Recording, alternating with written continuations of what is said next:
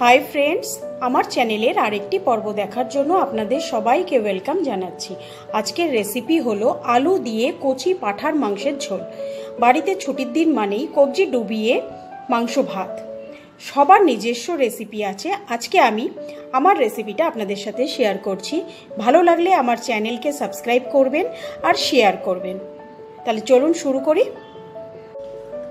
পাঁঠার মাংসের ঝোল করার জন্য প্রথমে আমি এখানে 1 কেজি পাঁঠার মাংস নিয়েছি, খুব ভালো করে ধুয়ে পরিষ্কার করে নিয়েছি। এবার এটাকে আমি 2 ঘন্টা ম্যারিনেট করে রাখবো। ম্যারিনেশনের জন্য আমাকে ছোট চামচের 4 চামচ আদা রসুন আর শুকনো লঙ্কা পেস্ট দেব।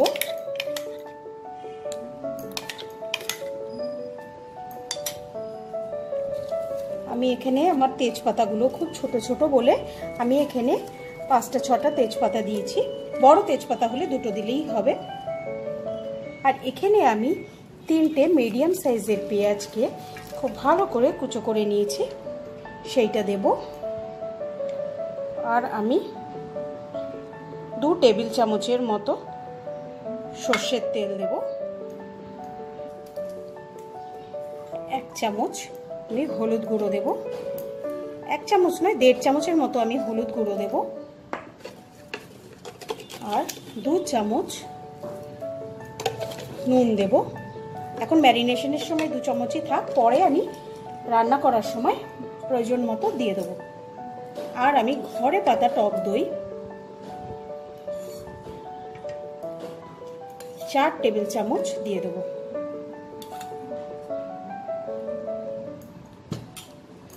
দিয়ে এটাকে হাত দিয়ে খুব ভালো করে মাটনের সাথে আমাকে মেখে নিতে হবে।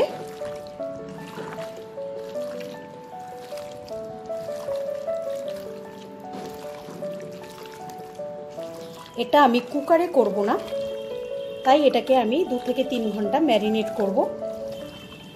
না হলে 1 ঘন্টা, যারা প্রেসার কুকারে করবেন তারা 1 ঘন্টা ম্যারিনেট করে রান্নাটা শুরু করে দিতে পারেন। আমি যেহেতু এটাকে কড়াইতে করব, তাই এটা যতক্ষণ ম্যারিনেট হবে আমার মাটনটা তত সফট হবে, তাড়াতাড়ি হবে।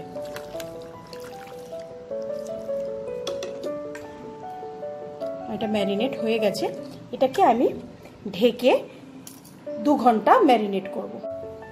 আমি একটা কড়াই গরম করে নিয়েছি। এইবার আমি কড়াইতে একটু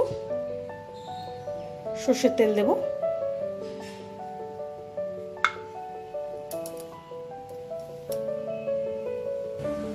তেলটা গরম হয়ে গেছে। এবার আমি এই তেলে একটু নুন আর একটু হলুদ দিয়ে আলুটাকে ভেজে নেব।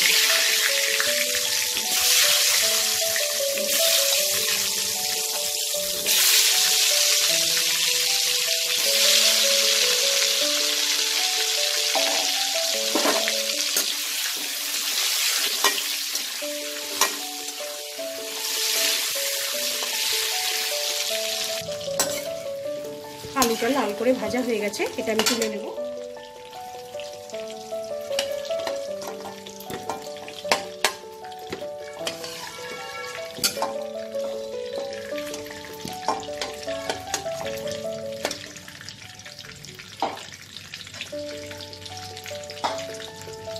এবার এই তেলে ফার্স্টে আমি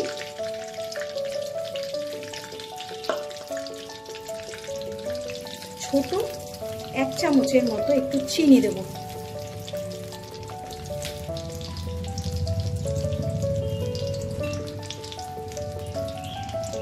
এই চিনিটা ক্যারামেলাইজ হলে মাটনের ঝোলের কালারটা খুব সুন্দর লালচে আসে। তবে একটা কথা মাথায় রাখতে হবে, এটা যেন পুড়ে না যায়। চিনিটা লাল হওয়া অবধি আমি এটাকে করব। চিনিটা ক্যারামেলাইজ হয়ে গেছে। এবার এখানে আমি কিছুটা গোটা গরম মশলা একটু কুটে নিয়েছি, মানে একটু ক্রাশ করে নিয়েছি। গরম মশলাটা থেকে সুন্দর একটা ভাজা ভাজা গন্ধ বেরোলে আমি এখানে 4টে ছোট পেঁয়াজ ভালো করে কুচো করে রেখেছি, এই পেঁয়াজ কটা দিয়ে দেবো।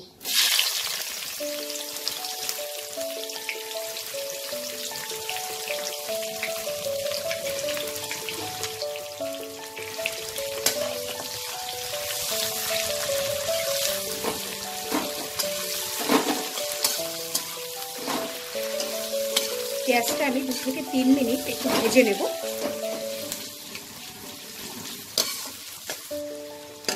পেঁয়াজটা আমি 2-3 মিনিট ভেজে নিয়েছি। এবার একটা ছোট রসুন থেকে 8 থেকে 10 কোয়া বেরিয়েছে, সেই রসুনটা আমি ভালো করে থেতো করে নিয়েছি, এই রসুনটাও আমি দিয়ে দেবো।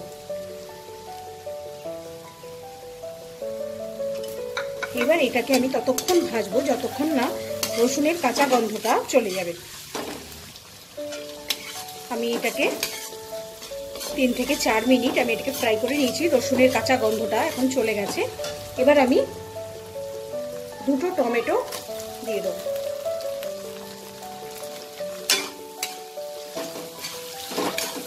এই টমেটোটা এবার নরম যতক্ষণ না হবে আমি ততক্ষণ এটাকে নাড়াচাড়া করে নেব। টমেটোটা নরম হয়ে গেছে। এবার আমি এতে 2 ঘন্টা ম্যারিনেট করা মাটনটা দিয়ে দেবো।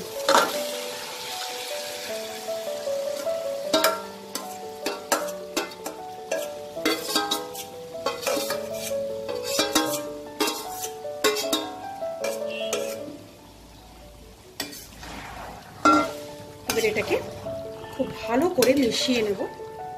গ্যাসের ফ্লেমটাকে আপনারা হাই রাখবেন। এখন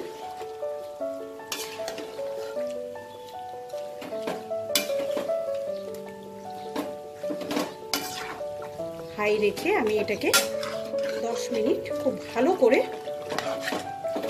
রান্না করব।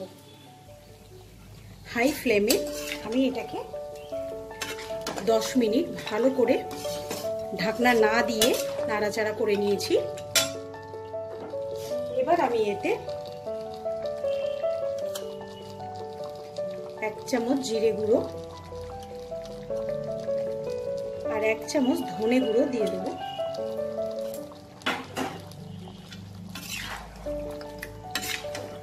দিয়ে ভালো করে মিশিয়ে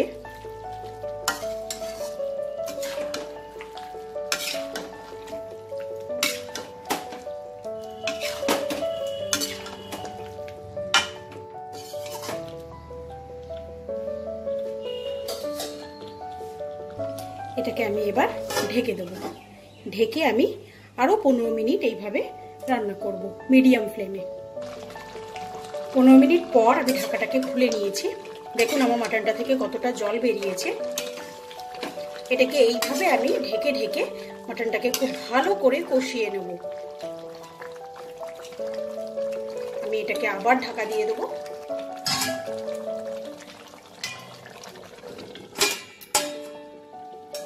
ঢেকে মিডিয়াম ফ্লেমে এটাকে আরো 15 মিনিট কষাবো। মাটনটা আমার কষানো হয়ে গেছে। দেখুন জলটা পুরো শুকিয়ে গেছে আর মশলা থেকে তেলটা আলাদা হয়ে গেছে। এবার আমি এতে আলু আর জলটা দিয়ে দেবো।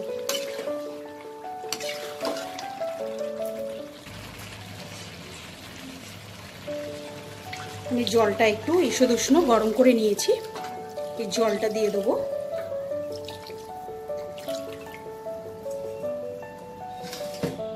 আর ভেজে রাখা আলুগুলোকেও আমি এই সময় দিয়ে দেবো। আমি ম্যারিনেশনের সময় অল্প একটু নুন দিয়েছিলাম, এখন আমি আন্দাজ মতো আর একটু নুন দিয়ে দেবো।